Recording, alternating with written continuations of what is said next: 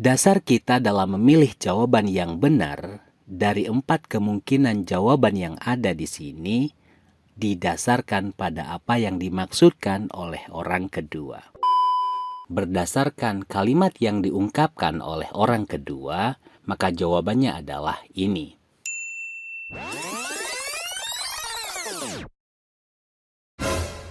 Assalamualaikum warahmatullahi wabarakatuh.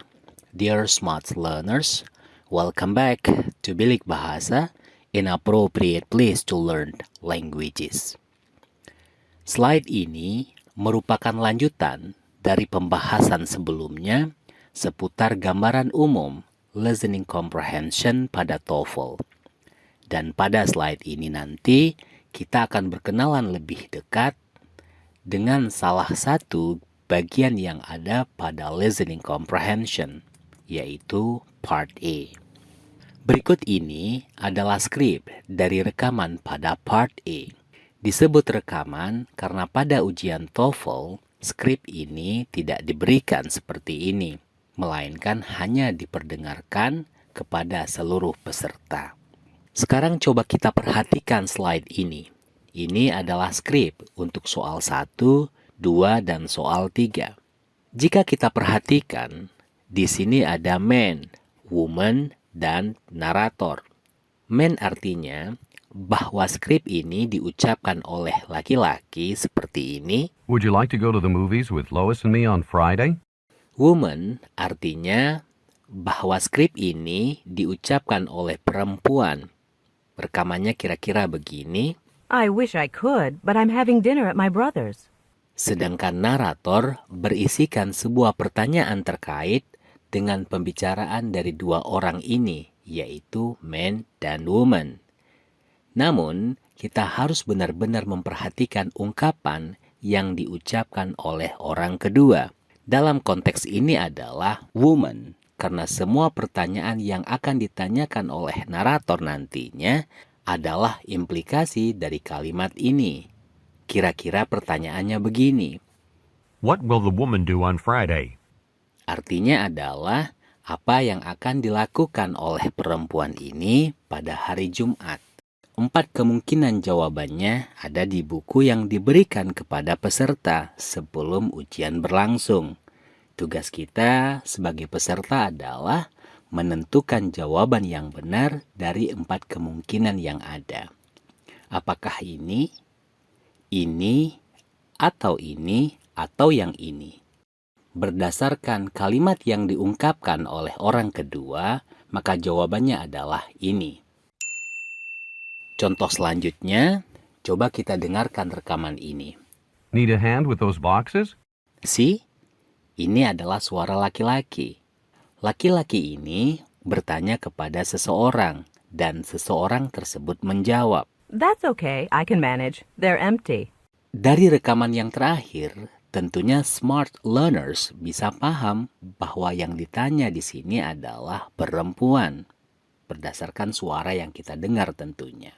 Setelah kita mendengar percakapan pendek tadi, akan ada sebuah pertanyaan lagi. Pertanyaan tersebut tentunya terkait dengan pembicaraan dari dua orang yang baru saja kita dengarkan. Namun sebaiknya kita harus benar-benar fokus pada apa yang dikatakan oleh orang kedua. Karena pertanyaan yang akan ditanyakan oleh narator mesti tentang apa yang dimaksudkan oleh orang kedua. What does the woman mean? Tugas kita tinggal pilih apakah ini, atau yang ini. Jawabannya adalah ini. Dasar kita dalam memilih jawaban yang benar dari 4 kemungkinan jawaban yang ada di sini didasarkan pada apa yang dimaksudkan oleh orang kedua. Sampai di sini paham ya? Sekarang coba kita perhatikan contoh yang ketiga ini. Do you want the windows open or closed? I almost always prefer fresh air if possible. What does the man imply? Gimana? Polanya ternyata sama kan? Jadi begini, jika yang bertanya laki-laki, maka yang menjawab adalah perempuan, seperti pada soal 1 dan soal 2. Jika yang bertanya perempuan, maka yang menjawab adalah laki-laki, seperti pada soal ini. Dan pertanyaan yang ditanyakan oleh narator tersebut didasarkan pada pernyataan yang diungkapkan oleh orang kedua.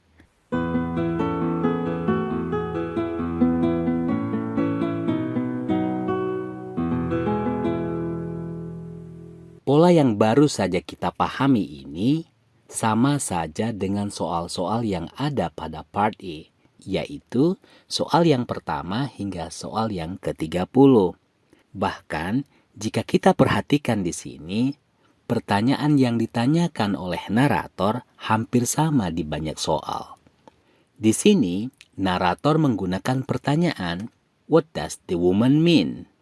Sementara di sini, narator menggunakan pernyataan, "What does the man imply?" Di urutan soal berikutnya, pertanyaan yang sama ini juga ditanyakan. Seperti ini misalkan. Pertanyaan yang sama juga ditanyakan kembali pada soal yang ke-8, soal yang ke-10, dan soal yang ke-11. Ini juga sama. Tuh kan, sama lagi. Pertanyaan yang sama yang ditanyakan pada nomor soal sebelumnya juga ditanyakan kembali pada 9 soal selanjutnya secara berurutan.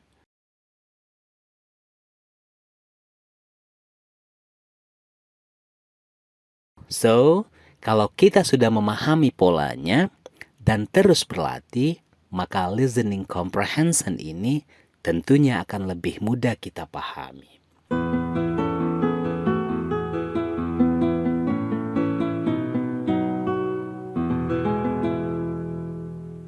Dear smart learners, semoga penjelasan ini bisa kita pahami dengan mudah dan bermanfaat bagi kita semua. Akhir kata saya ucapkan, macho blaj.